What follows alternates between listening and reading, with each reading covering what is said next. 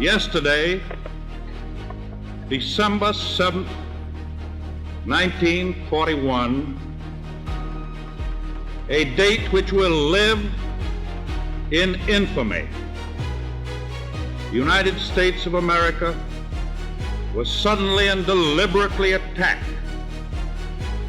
I ask that the Congress declare a state of war. Well, I was there.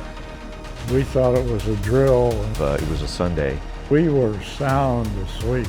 And there's actually stories of the church service that was going on at Naval Air Station Corpus Christi at the time. So we knew we were at war.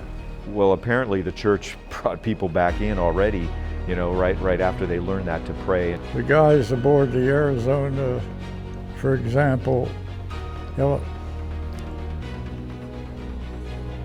majority of them never knew what happened. When that bomb exploded and killed practically all hands, they just died like that. Thank you for joining us. I'm Pat Simon, aboard the USS Lexington Museum. Oh, the Blue Ghost did eventually serve her time during World War II before making her final resting place here in the Coastal Bend. 8 decades ago, the folks here in South Texas were waking up to both concern and newfound excitement. It was the summer of 1942, and the Coastal Bend was going to war.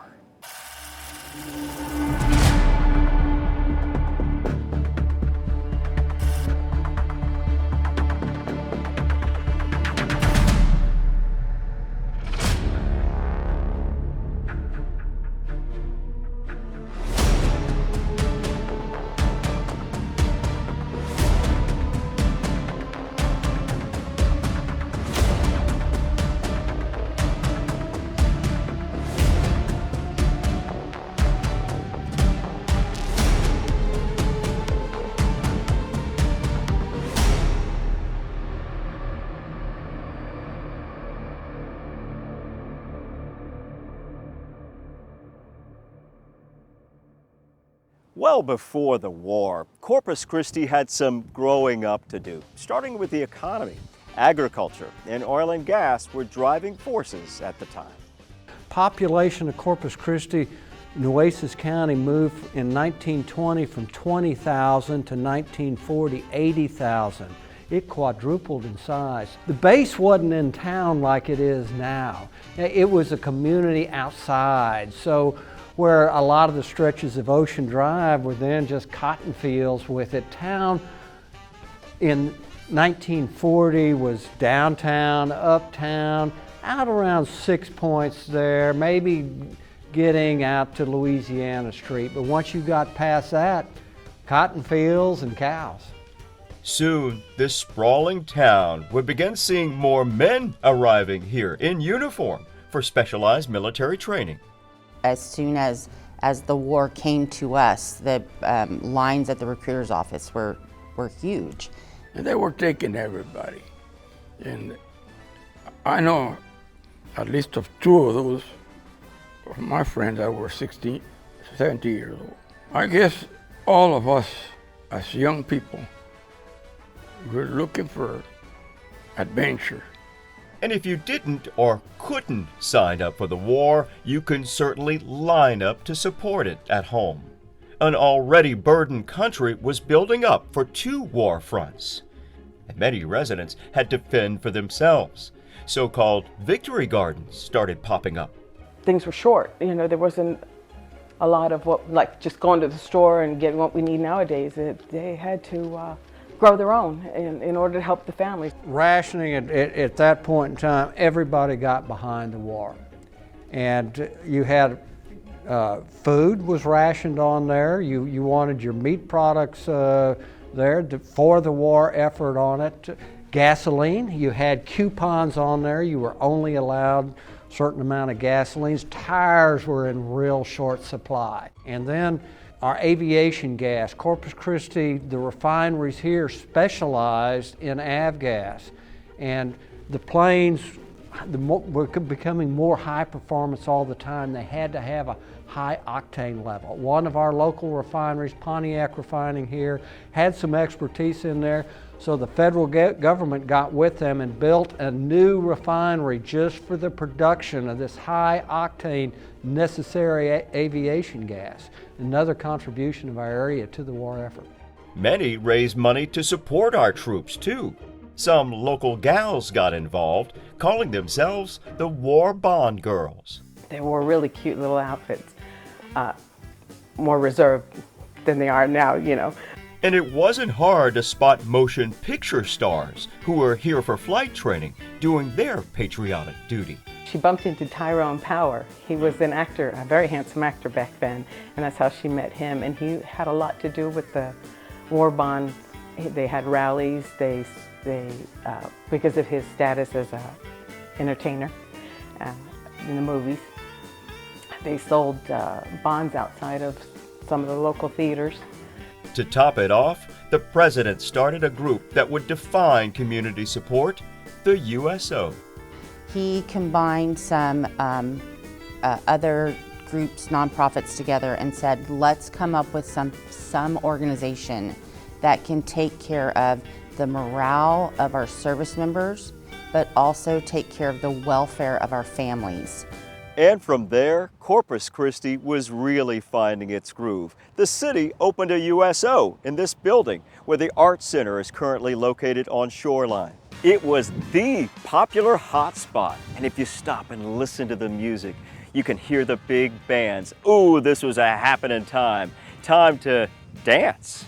All the stops were pulled out for these dances, and the servicemen would put on their best uniform, and they would get a group of them, and then the ladies, all went together or chaperoned, and they, dressed to their best ability.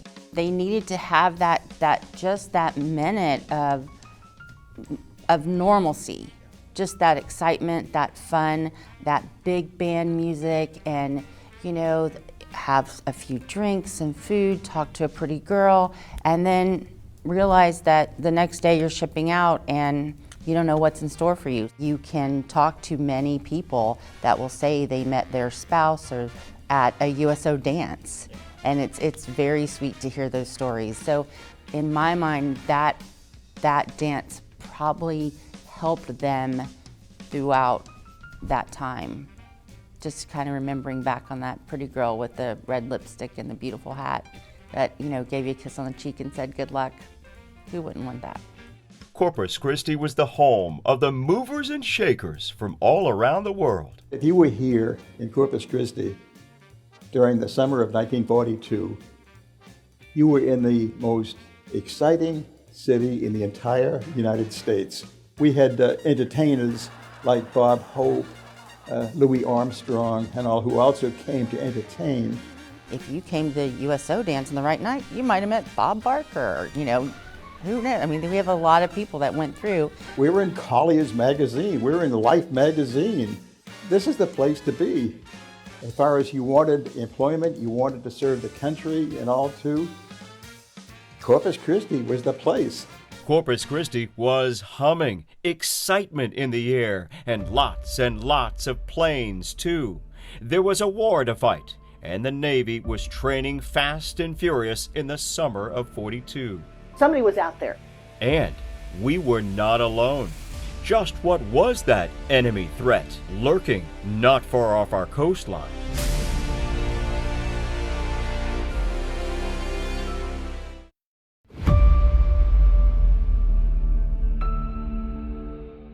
The summer of '42, our Navy pilots were training for war a few miles south of where I'm standing here in Port Aransas. Our fishermen here were in business, but they had company. Not the kind that you'd invite to dinner. Up atop those dunes there, our military forces were brought in here just to keep watch for potential military threats along the Gulf Coast. The war came to the coastal bend. Yeah, there was a sighting of a German submarine between here and South Padre. A couple different sightings. That's right. If you think there were only two major war fronts being fought during the summer of '42, you were mostly right. The European theater and the Pacific. But here along the coastal bend at Port Aransas, the enemy was nearby, not far off our shoreline. One potential strategic target, Harbor Island, the fourth largest coastal oil storage facility. There was already a previous attack in the Caribbean, so the risk was too high not to defend. That kind of spurred the U.S. Defense Department to put in something to protect the harbor. They were very concerned about when they saw that sub, and subs were sinking boats as close as Matagorda Island, so that's 2 islands up. For protection, crews of military forces moved into place here and manned 2 French 105mm long guns that were emplaced at the top of these 2 high dunes. The United States recognized that we had vulnerability here, so they had camps strung out all up and down the island, Coast Guard camps on there. They were constantly patrolling the beach. Germany made the strategic decision to strike, not at our Gulf coastal mainland, but at supply ships leaving the Gulf, meant for our allies fighting the war. Certainly, they were targeting oil tankers, whether they would be coming eventually from Galveston or Corpus Christi too, that were certainly playing an important role in helping our allies, England in particular too. So when the United States got involved in the war, the German U-boats on there, their submarines, the first phase of the war, they called it the Happy Times. After the United States got in the war, they called it the Second Happy Times. Why? 50 ships were sunk in the Gulf of Mexico, another 20 damaged. So the entire coastline became kind of a war zone. A war zone. And not only was our military on guard along the coast, civilians, our fishermen, looked out for anything out of the ordinary while they were casting their lines. They were. The ones that weren't actually commandeered into service were still voluntarily keeping their eyes open, checking things, talking with the defense group here on a pretty regular basis. And if you happen to own a plane, our country called on you to join the Civil Air Patrol. By the summer of '42, civilian airplanes were retrofitted with bombing racks. They conducted routine patrols from Maine all the way down to Brownsville, Texas. Their heroic efforts eventually turned back many German submarines along our coast and saved hundreds of ships and potentially thousands of lives. Further inland, civilians were also part of an operation to protect our ships. Blackouts went into effect. Residents along the coastal bend were asked to turn out their lights from dusk to dawn to keep our supply ships from becoming silhouettes and easy enemy targets. But residents were not even told the reason for the blackouts: censorship. That's what's really scary for people not to know that. And they didn't know. Think about all the media now that we would have. But no, they had nothing back then. And so nobody knew anything about anything. Some people were just fine with the notion of folks being unaware. In fact, they despised when the federal government showed up to protect our coastline. To be honest with you, we just kind of came out of a speakeasy phase here, where there was a lot of illegal gambling, and that actually continued into the 40s. They had to deal with the ferry when they were bringing over federal agents. They would get word and they'd have everything cleaned up before they got here. When the feds arrived, let's just say they cramped the style of those who were making quite a living off of nefarious activities. So that kind of shut down all those illegal, operations, and whether they tried to pick back up after the war, I don't think they ever quite reached the height that they did right before the war. It kind of put a big squelch on a lot of illegal activity at the time. While that activity was happening underground, there was something else hush-hush going on, less than a mile away from the main Navy base. Ward Island was a very secret installation. There was strict security in early 1942 at the new radar training site at Ward Island. James Fields was conducting Navy training right there, but didn't hear much about it. I was teaching gunnery, and we had to get up every morning, walk around the Ward Island, rain or shine. But it didn't take radar to detect worry that the enemy could be living among them. Talk about scares. There was actually a German POW and he had been at, I believe, San Antonio, who escaped and wound up here in Corpus Christi. So that caused quite an alarm too. There was this very real concern that the German subs would send shore parties and mix in with the local people in town and you know, use intel to target certain areas like Harbor Island. There were rumors of spies telling the Germans on there, okay, ship traffic and things.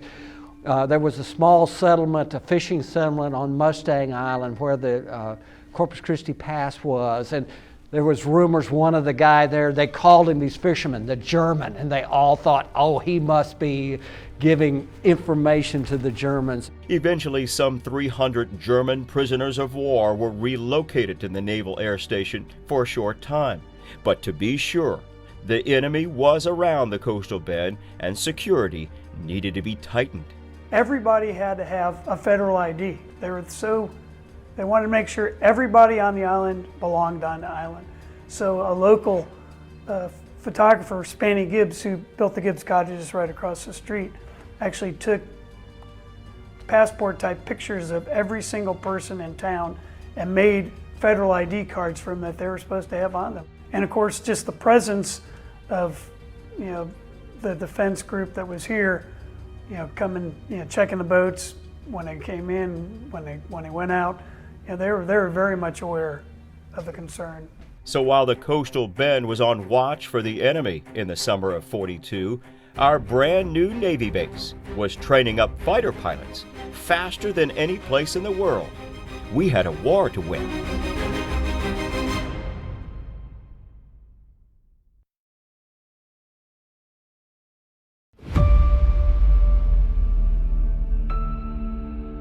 Naval Air Station Corpus Christi is not as busy today as it was back in the summer of '42. Back then, thousands of newbie recruits were training to be fighter pilots, getting ready for battle. This place at the time was buzzing. Back then, every week, 100 aviators getting winged. It was a production line. But what would lead to that? A few years earlier, France fell to Germany, meaning the U.S. would eventually have to enter the war. And there was an urgent need for naval air stations.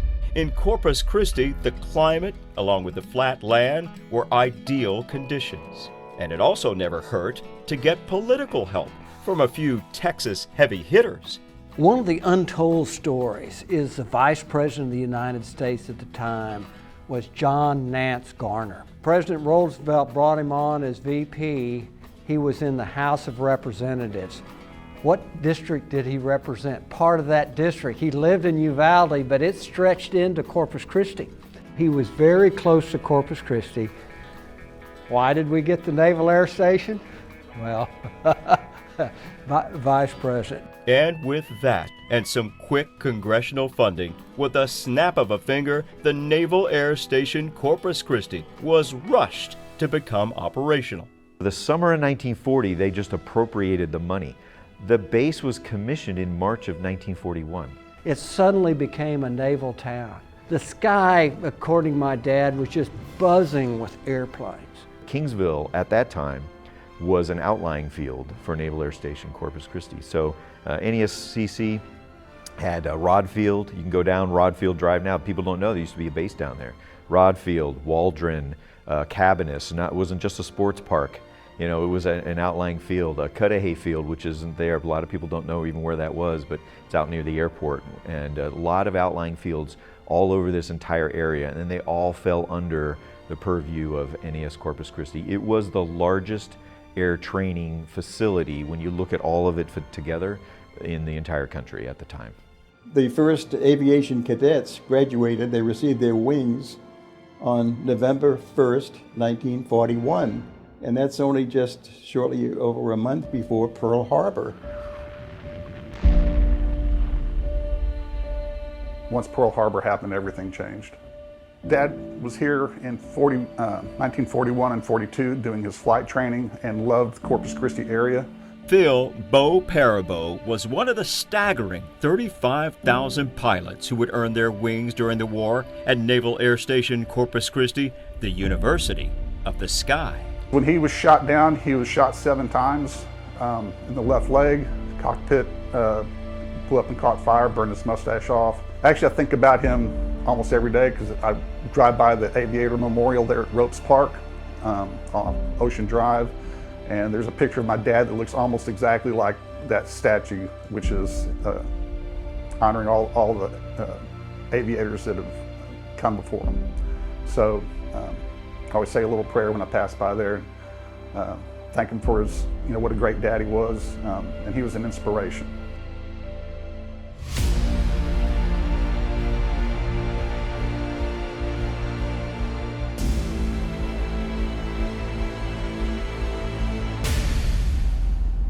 Other notable Naval Air Station Corpus Christi graduates to enter the war: George H.W. Bush, John Glenn, and another local war hero who remained in the fight after surviving Pearl Harbor.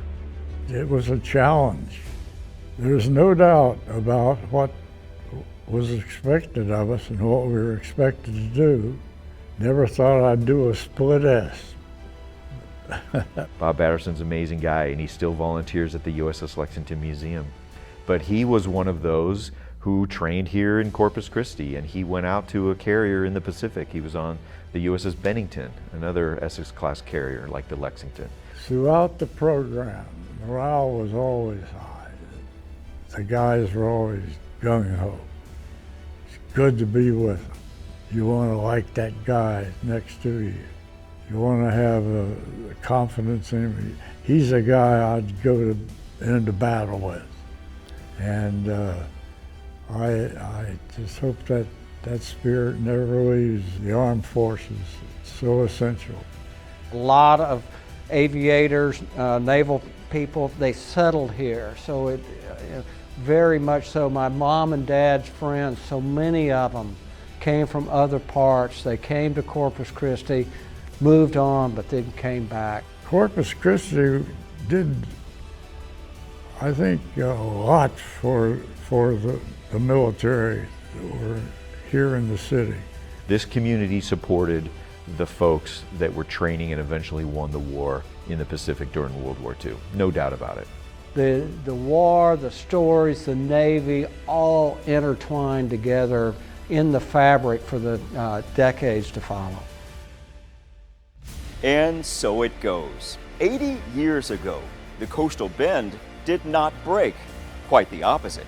In a war that came to us, our community of South Texans pulled together out of loyalty, necessity, and a deep desire to fight for the freedoms we hold so dearly. In the summer of '42. I'm Pat Simon. Thanks for watching.